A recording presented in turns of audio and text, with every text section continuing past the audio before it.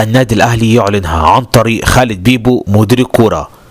نقدر بكاء طاهر محمد طاهر في لقاء البلدية. تحدث خالد بيبو مدير الكورة بالنادي الأهلي وعلق لأول مرة على لقطة بكاء طاهر محمد طاهر في لقاء البلدية، ولكن في حاجة بس لازم نقولها قبل ما نقول تصريحات خالد بيبو، وهي بكاء طاهر محمد طاهر ده يعني ان اللاعب زعلان انه مش بيلعب.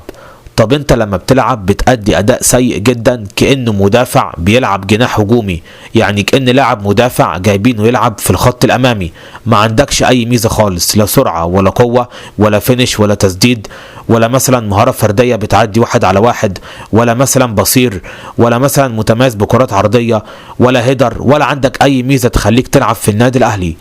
قال خالد بيبو: طاهر محمد طاهر لاعب جيد ومجتهد ويتدرب بشكل قوي، وكل لاعب يريد المشاركة. هو لاعب كرة قدم مثقف ودماغه عالية، بيحاول يذاكر بشكل جيد وبإذن الله ياخد فرصته.